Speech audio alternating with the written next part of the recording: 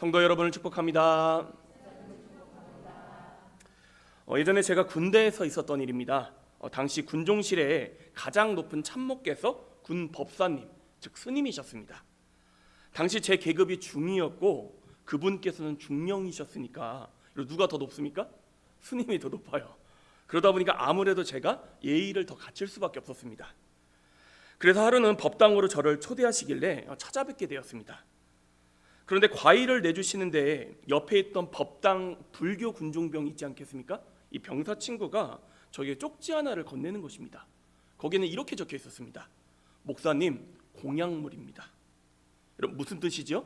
불단 위에 바쳐졌던 예물이란 뜻입니다. 그렇다면 여기에서 퀴즈를 드리겠습니다. 제가 이 과일을 먹었을까요? 먹지 않았을까요? 네, 일단 먹었습니다. 여기까지는 다 예상하셨죠? 그러면 이러한 제 행동은 말씀 앞에 비춰볼 때 죄일까요? 아닐까요? 설교를 맞춰야겠네요, 여러분. 일단 여러분 답을 내리시긴 했지만 이해를 돕기 위해서 한번 쭉 들어보시기를 바랍니다.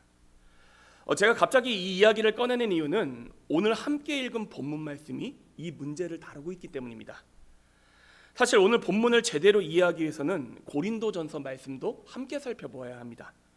그런데 그렇게까지 구체적으로 절절을 갖다 다 이야기하면서 여러분 설명하면 내일 특세도 있는데 설교가 너무 길어져 버립니다.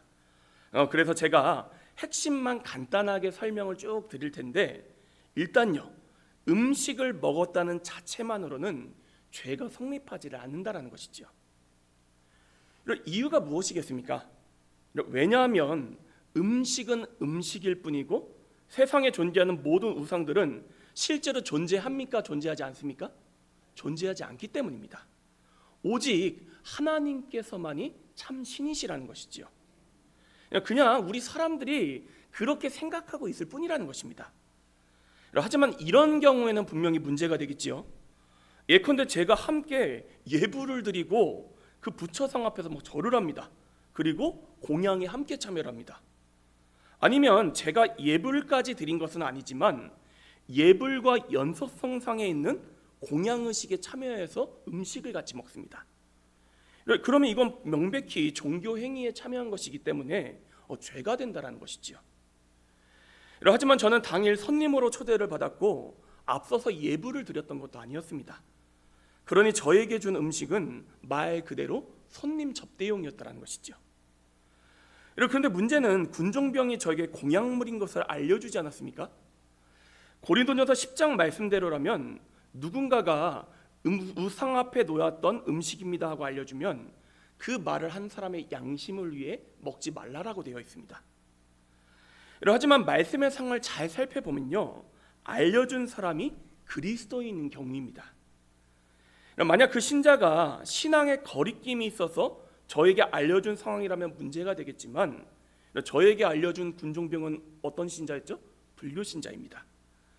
이 친구는 말 그대로 저를 배려해서 알려준 것이지 신앙적인 문제를 삼기 위해서 저희가 알려준 게 아니었다는 거예요. 그러니 이 말씀에도 어긋나질 않습니다. 이제 한 가지 문제가 남았는데, 함께 갔던 군종병은 그 음식을 먹었을까요? 안 먹었을까요? 이 친구는 또 안 먹었습니다. 성경 말씀대로라면 우상에게 바쳐진 음식을 먹는 문제의 중요한 기준 중에 하나가 다른 믿음이 연약한 지체를 실족하게 해서는 안 된다는 것입니다. 예컨대 제가 음식을 먹는 게 누군가에게 불교 신앙을 옹호하고 있다는 식으로 종교적 메시지를 던져지게 된다면 저는 그 음식 먹는 것을 피하는 게 당연한 일이겠죠. 하지만 같이 갔던 당시에 이제 기독교 군종병 있지 않겠습니까? 제 군종병. 이 친구는 단단한 믿음을 가지고 있었고, 그래서 제가 하는 행동이 불교 교리나 예식을 옹호한다 이렇게 오해할 리는 없었습니다. 혹은 또 본인도 시험에 들지 않을 것을 저는 잘 알고 있었습니다. 그렇게 저는 말 그대로 손님 접대 차원에서 내준 과일이니 음식을 먹었을 뿐이라는 것이죠. 어떻게 좀 상황이 정리가 되셨습니까? 하지만 제가 음식을 먹는 모습을 보고 나중에 군종병이 시험에 들게 된 걸 제가 뒤늦게 알게 된다면 제가 어떻게 하겠습니까? 앞으로는 그 친구 앞에서는 절대로 그 음식을 먹지 말아야겠지요. 왜냐하면 제가 당연하게 누릴 수 있는 권리와 자유보다 그 친구가 더 소중하기 때문입니다. 우리는 이 이야기 속에서 중요한 두 가지 교훈을 얻을 수 있습니다. 먼저 우리 그리스도인들에게는요, 하나님께서 주신 자유와 권리가 있다라는 것입니다. 예컨대 이 세상 모든 만물은 누가 창조하셨습니까? 하나님이 창조하셨습니다. 고백하십니까? 그렇기 때문에 엄밀하게 이야기하면 우상이라는 것은 존재하지 않습니다. 우리 사람이 만들어낸 허상에 불과하다라는 거예요.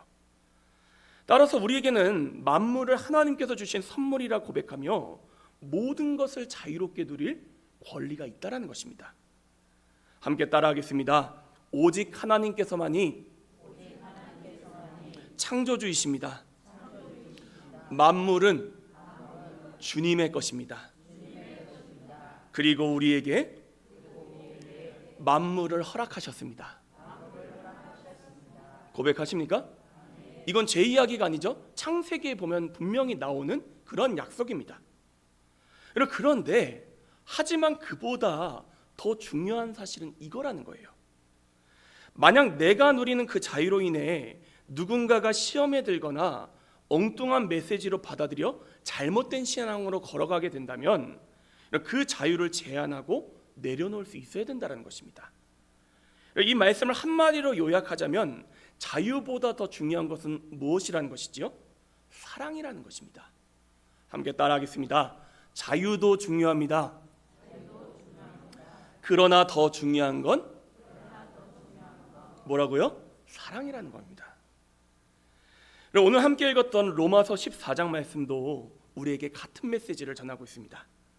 말씀은 크게 두 부분으로 나뉘는데 먼저 1절부터 12절까지 그리고 13절부터 23절까지의 말씀으로 나뉩니다. 아마 여러분의 성경도 이렇게 단락이 나눠져 있을 거예요. 먼저 첫 번째 단락의 메시지를 한마디로 정리하면 형제를 함부로 판단하지 말라라는 것입니다.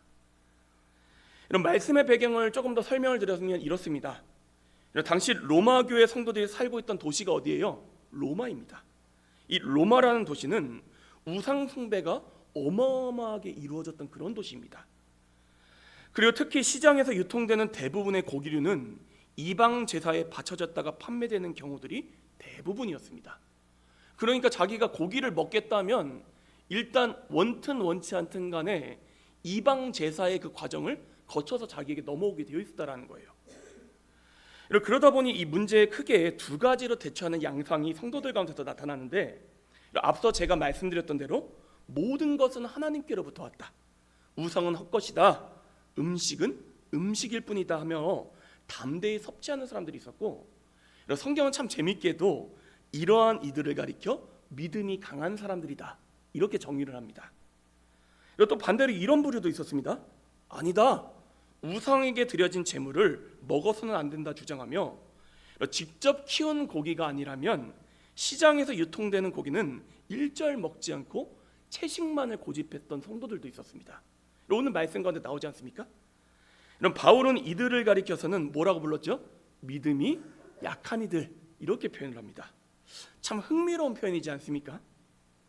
그런데 문제는 무엇이냐? 이 두 부류의 사람들이 교회 내에서 내가 맞다, 네가 틀렸다며 서로 반목하고 갈등했다라는 것입니다. 오늘날 우리로 치면 이런 식입니다.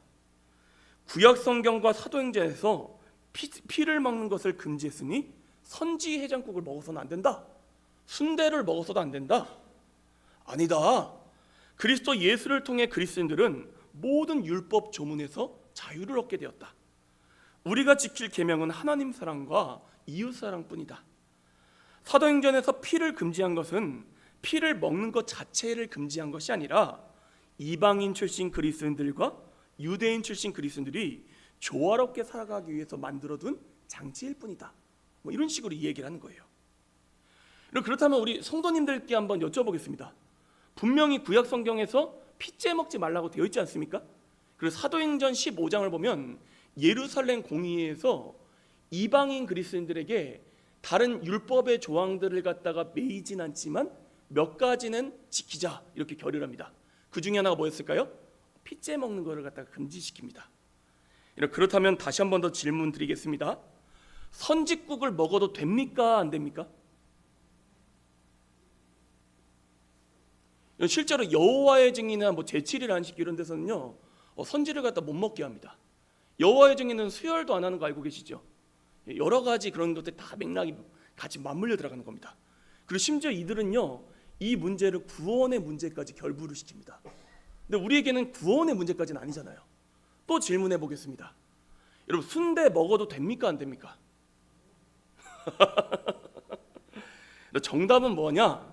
먹어도 되고 안 먹어도 된다입니다. 이해가 되셨습니까? 예컨대 누군가는 사도 바울의 이야기처럼 믿음이 강해가지고 선지를 먹어도 거리낌이 없습니다. 오히려 이를 통해 하나님께서 만유의 주이심을 선포합니다. 제가 예전에 설교 때 한번 말씀드렸죠. 우리 개신교회에서는요 사순절에 육식을 금하지 않습니다. 이거 우리 개신교회 전통이 아니에요. 오히려 과거의 종교개혁자들은 어떻게 했냐, 대놓고 사순절 때 소세지를 먹어버렸어요. 왜냐하면은 로마 카톨릭 교회의 그러한 규정들은 성경에서 비롯된 것이 아니다. 우리 그리스도인들에겐 자유가 있다. 하나님은 만유해 주시다. 이 신앙 고백을 드리기 위해서 일부러 그렇게 했다라는 거예요. 만약에 그런 마음으로 한다면 먹으라 이겁니다. 하지만 누군가에는 이게 거리낌이 됩니다. 하나님 앞에 뭔가 죄를 짓는 듯한 생각이 듭니다. 그래서 이 사람도 약간의 내용은 다르지만 주님을 위해서 먹질 않습니다. 그러면 먹지 말라라는 것입니다.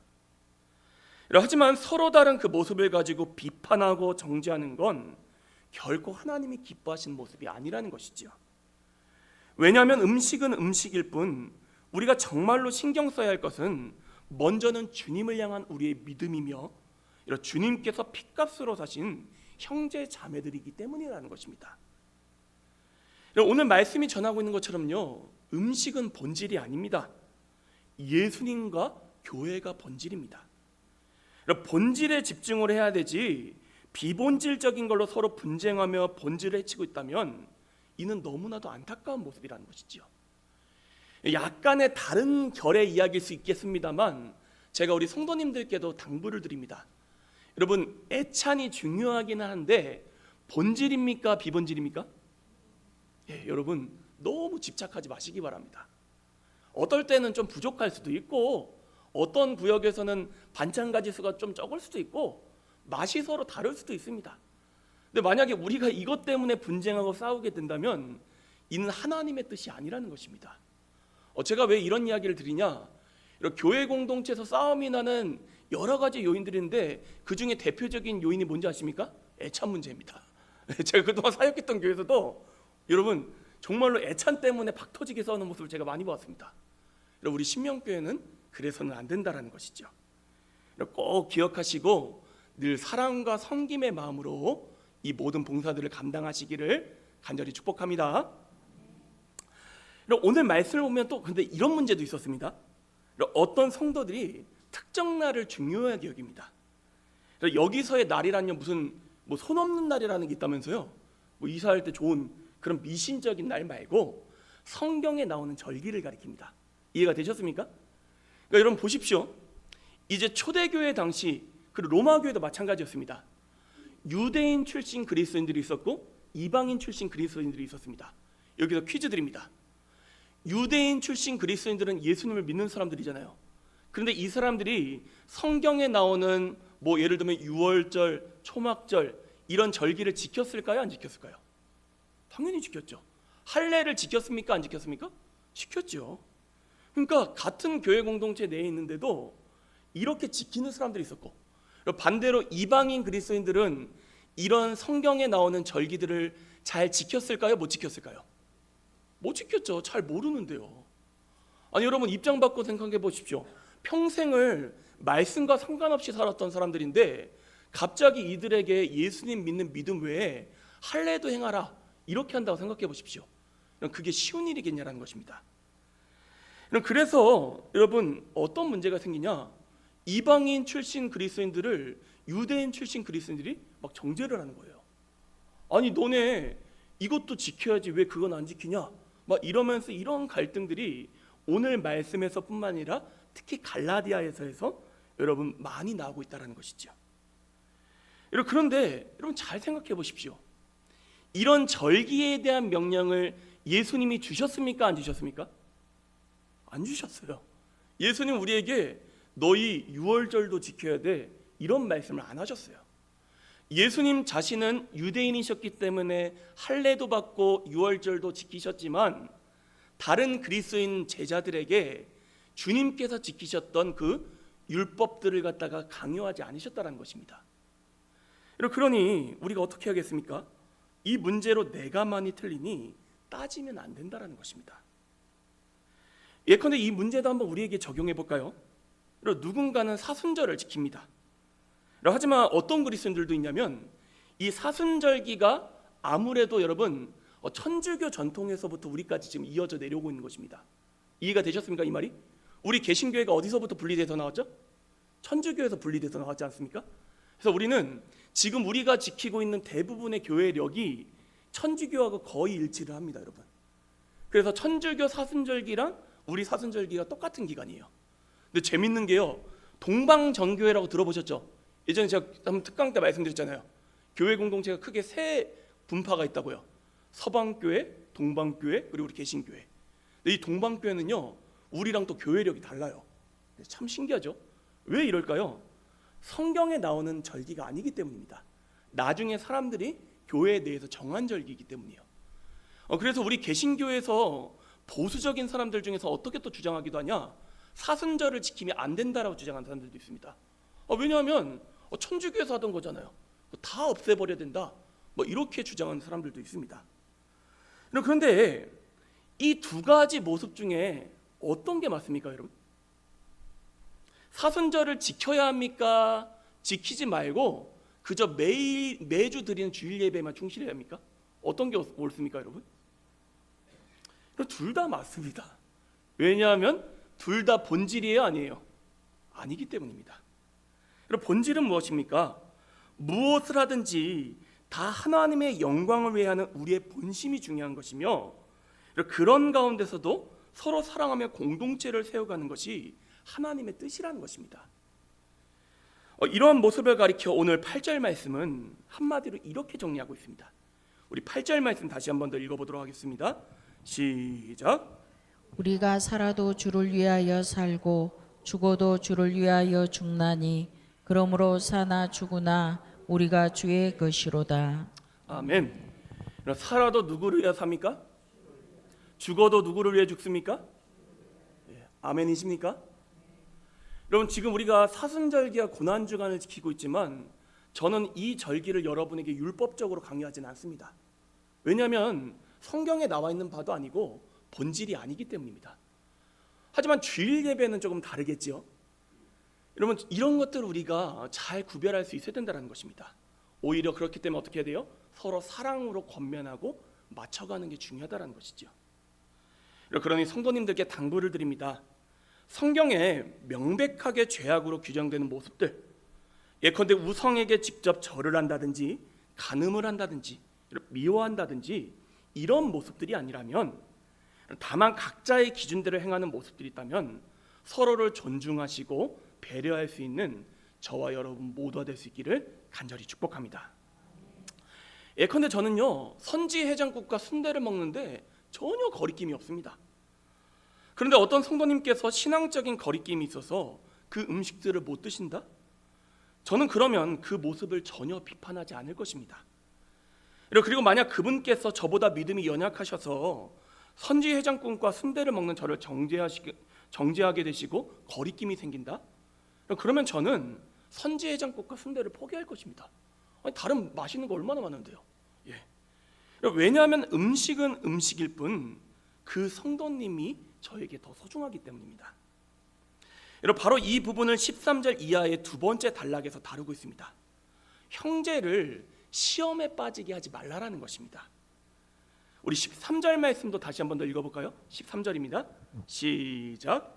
그런즉 우리가 다시는 서로 비판하지 말고 도리어 부딪힐 것이나 거칠 것을 형제 앞에 두지 아니하도록 주의하라. 부딪히거나 거칠 것을 형제 앞에 두지 않도록 조심하라. 앞선 단락은 본질이 아닌 것으로 서로 비판하지 말고 사랑해야 한다에 초점이 있었다면, 이 두 번째 단락은 더 적극적으로 나아가서 다른 연약한 형제를 위해 본질이 아니라면 내 것을 먼저 어떻게 해야 돼요?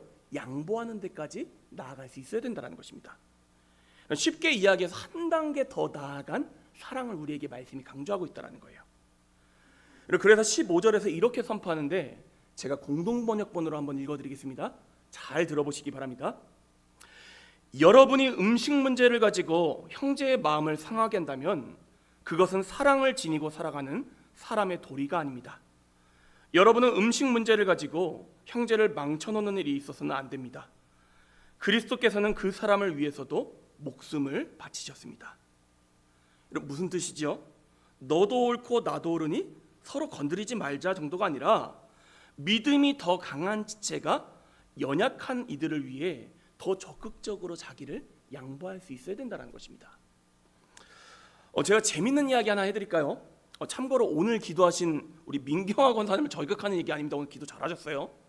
기도에 대한 제가 예를 한번 들어보겠습니다. 설교의 이해를 돕기 위한 예입니다.